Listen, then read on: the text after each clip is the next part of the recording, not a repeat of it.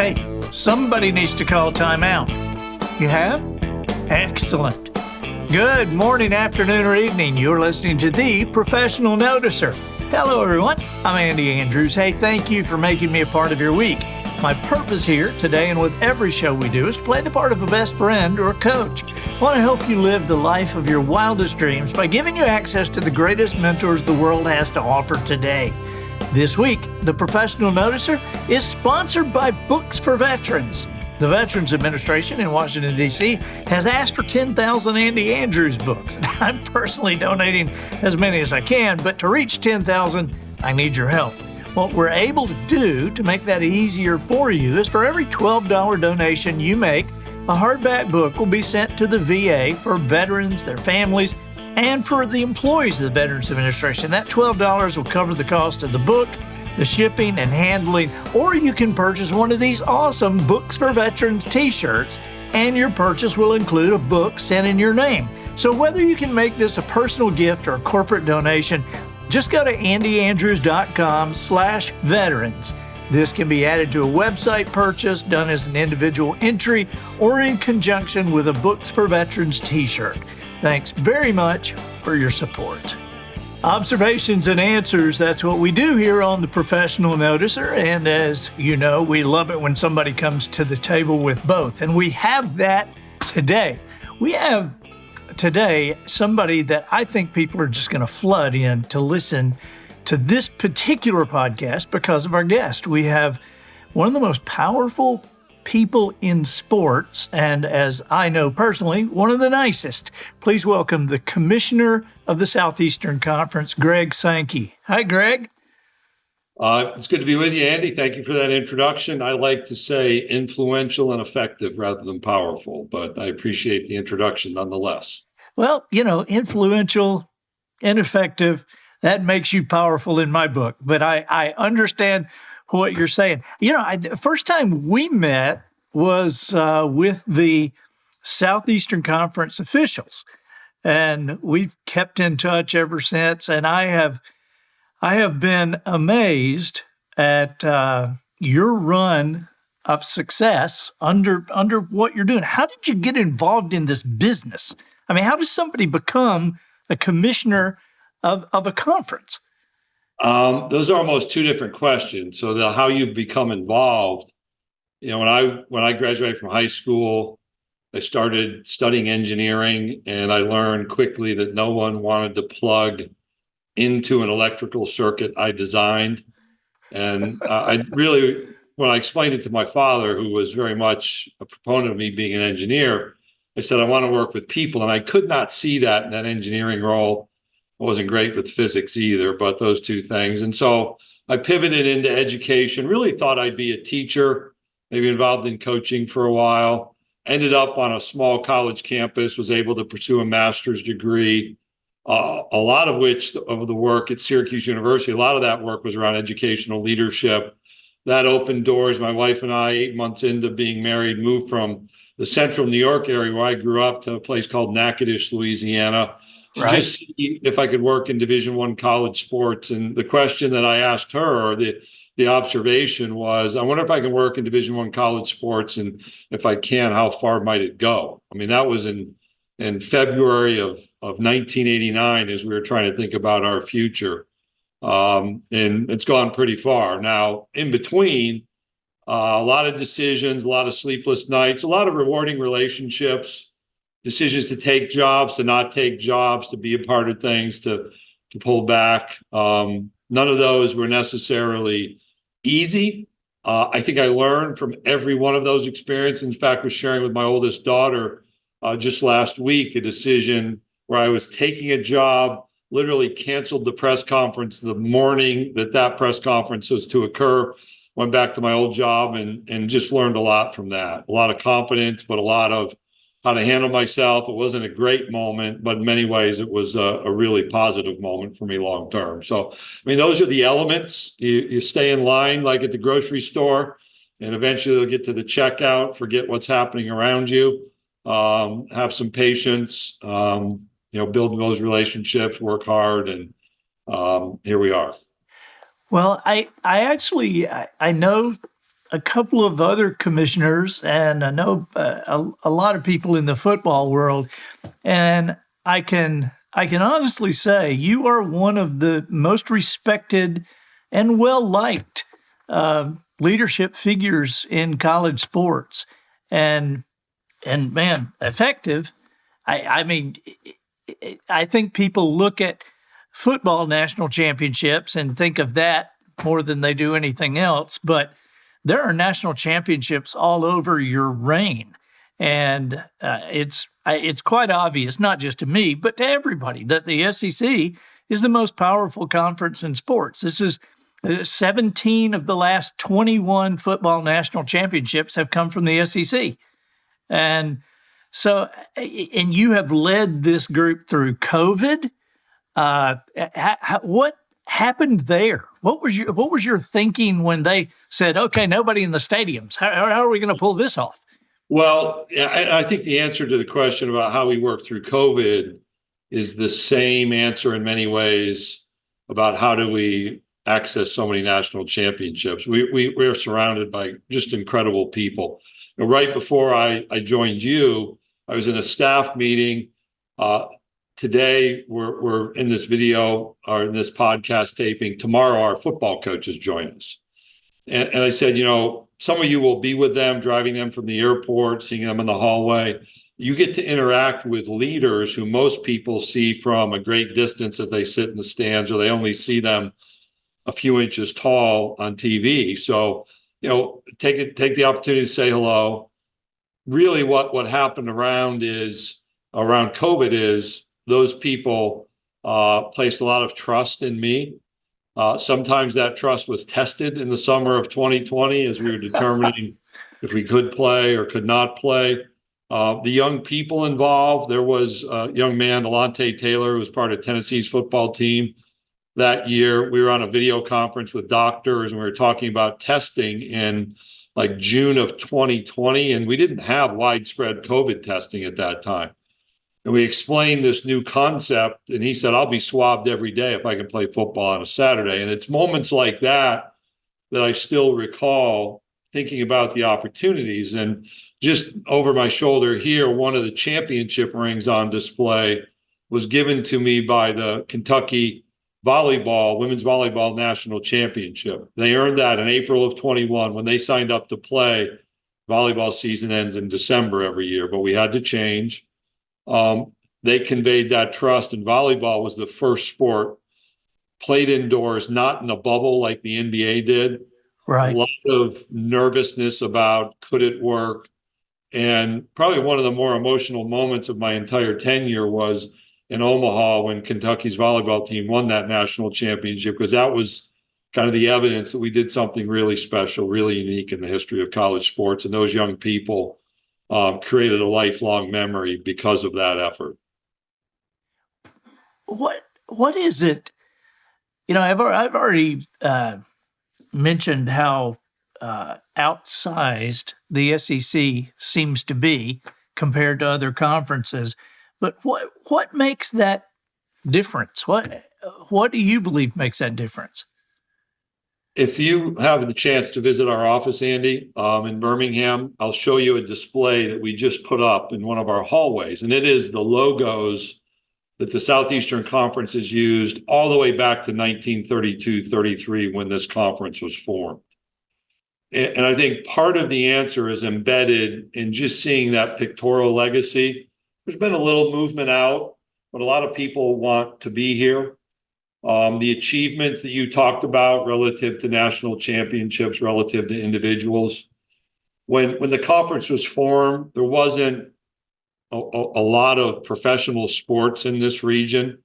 And so that university over the old radio in the 30s would be that source of kind of community attachment. That's survived even as the NFL's moved into this region with teams, the NBA, the NHL, Major League Baseball. That affinity for that university, whether it's one of our universities in a state or multiples, has something special. And we have this tagline that it just means more, and that ends at our 30-second TV spots. And people will ask me, what does that mean? It's about football and it's, our rivals don't like it. I said, really, when it was formed, it was a recognition of the academic, the economic, the cultural, the community of our universities. And then the football teams, the basketball teams, the baseball teams, the softball teams that come from that. But there's this recognition of just how important those universities are. And that's why we use that line that it just means more. I think that's what's built over decades, nearly a century when we get into the early 2030s. So it's within sight of attachment, of community, of success, but also of that economic, that educational, that cultural impact in a positive way. I probably understand that more than most of our listeners, being from Alabama, because Alabama is still kind of like it was a century ago. No professional teams in Alabama. People ask me why Alabama and Auburn are such a big deal. And it's really because we don't have the distractions. It's Alabama and Auburn 365 days a year here. It is. When we first moved here, my children were in fifth grade and second grade. We went trick-or-treating. And the number of times they would say trick or treat, and somebody in the home would ask Auburn or Alabama, and they would look at me because they know we're wearing green here. We're neutral. Was one of those lessons. We'd moved from Texas, the Dallas area. A lot of attention around the Dallas Cowboys, obviously. Universities that we've had as members at Texas A&M and are adding at the University of Texas that have prominence. But even going back to that rivalry, that existed before the Dallas Cowboys, that existed before the Houston Texans, before the Houston Oilers, if you're an old AFL, AFC fan. Right. And I think that legacy continues today, whether there's an NFL team, an NBA team in our footprint. Yeah, our family has our own Halloween tale about Auburn, Alabama, because we have two boys, and the older one, as we always say, has been 40 since he was 6, and the younger one is more of the wild card. He's more of the schemer, and so one Halloween, the older one went as Forrest Gump, and the younger one went as Nick Saban, and he carried a pillowcase instead of a little lantern, and he came back with it full because people would go, "Roll Tide, buddy," and just pour. And our older son was just so aggravated, But it was a great story. Hey, what is the what is a time that you could name for us that caught you by surprise? That you got to the office or you were leaving the office and a call came in and like, oh boy. Yeah, well, a few of those. The COVID shutdown, as that was playing out, we were attentive for about a month and a half. So late January of 2020, there had been reports of 2 positive COVID tests in university communities in our footprint. And so our staff had been diligent at communicating with public health officials in our universities, and we managed through that. We had championships. And then as circumstances changed in early March, literally on a Wednesday, we were meeting together. And there's no way not to be surprised. There was, I spoke of the emotion of that volleyball moment. Right. But in that, the inability to keep playing. Remember, this conference was at its men's basketball tournament hit by a tornado in 2008. And we figured out a way to finish the tournament. Yeah. That was a surprise. That was hard for me. When the presidents of Oklahoma and Texas reached out, and it wasn't about money, it was about how we functioned as a league, and they wanted to be a part of that. I was not anticipating that happening. Even the day that it's almost been 9 years, so March of 2015, I'd gone through an interview process, and you work to prepare. I was diligent for months in thinking through what our future would look like. Still remembering the moment where the then Vanderbilt chancellor, Nick Zeppo, said, "Congratulations, we want you to be our next commissioner." That's one of those moments where the room starts to spin a little bit. Right. So those are three. When do Texas and Oklahoma officially? July 1st of 2024. So we're just months away. In fact, our staff meeting, the theme I communicated is we must be ready.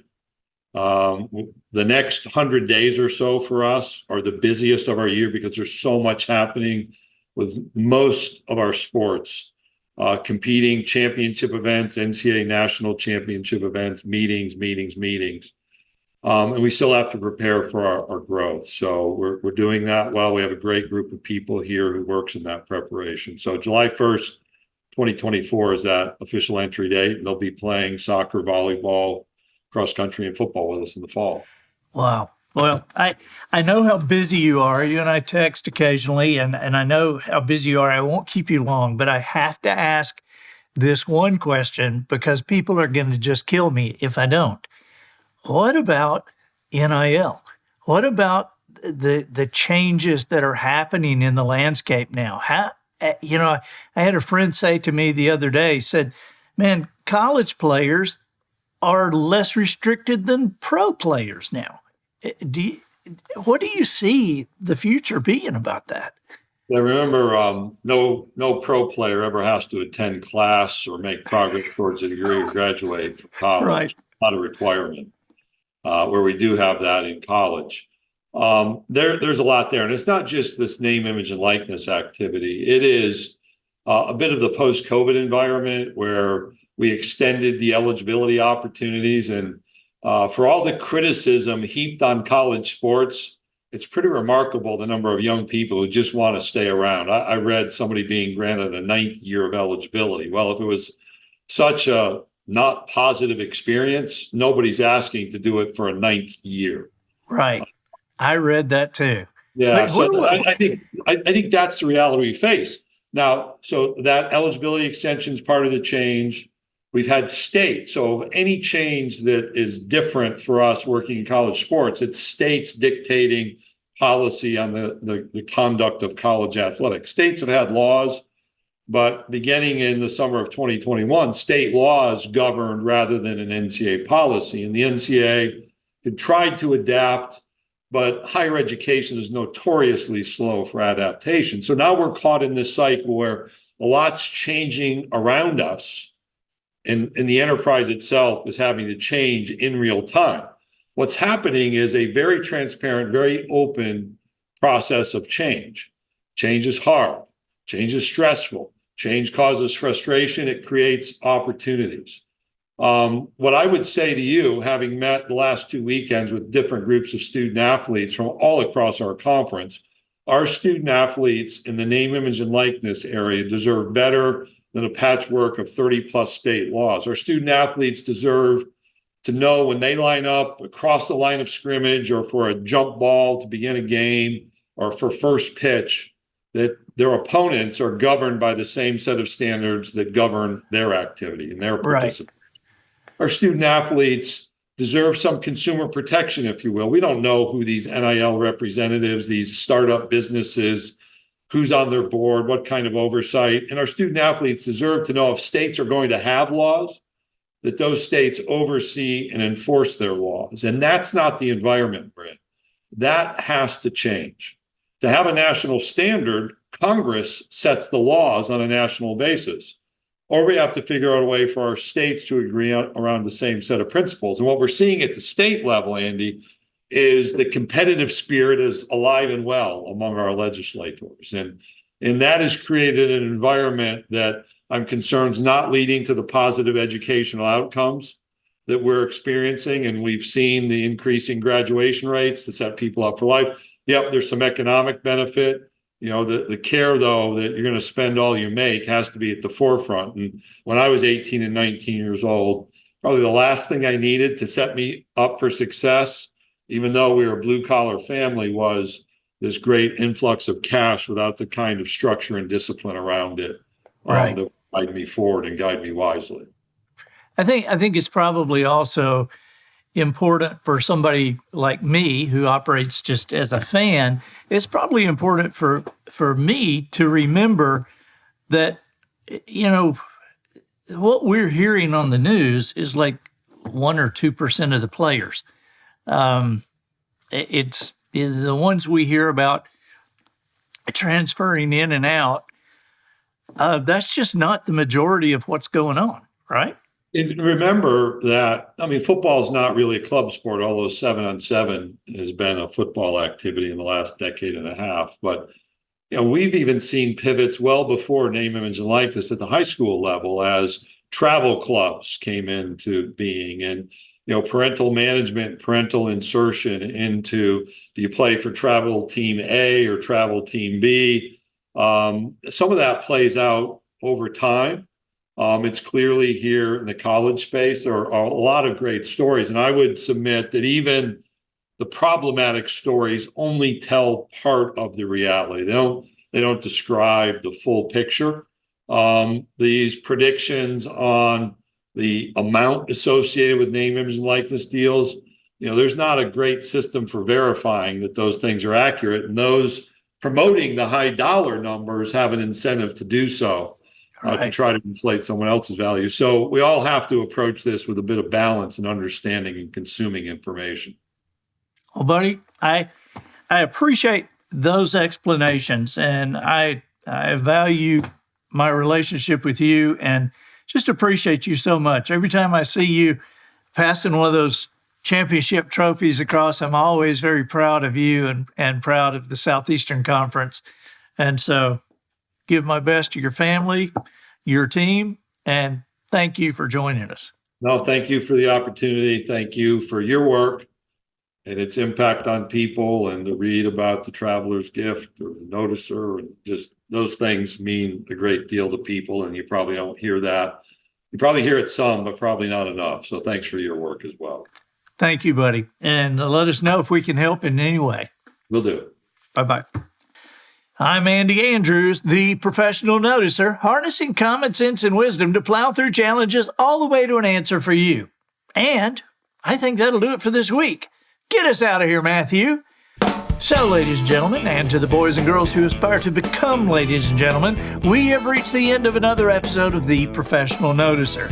In a world where common sense has become a superpower, I'm harnessing what tiny bit of mental energy I have for you, seeking wisdom, making observations, and endeavoring to answer tough questions in a way that will empower your family and your business. I'm Andy Andrews. Until next week, goodbye. This episode of The Professional Noticer was produced by Matt Limpert. The Noticer theme written and performed by Sugarcane Jane. Sideline passes for the cast and crew provided by Twinkle and Smoke of Beverly Hills. Additional financial consideration provided by hobbyhoax.com. Friend, do you love attention but just aren't good looking or talented enough to get much? It's time you connected with hobbyhoax.com. Hobbyhoax.com will help you get more attention than you deserve with a few proprietary and well-designed ideas. How would you like to install a septic tank in your backyard and, purely by accident, uncover some ancient ruins? Hobbyhoax.com can make that happen. And for only a few $1,000s more, we can include an underground cave to be discovered chock full of hanging gardens. Let our AI and Photoshop departments go to work on your background, and soon you'll be linked as personal friends with all the most popular movie stars and invited to all the best Oscar parties in Hollywood. Hobbyhoax.com can also create a foreign persona for you, including birth certificate and passport. Have you ever wished you were royalty? Now that wish can come true with hobbyhoax.com. Attend the next state dinner at the White House as Your Majesty. That's hobbyhoax.com. Believe it.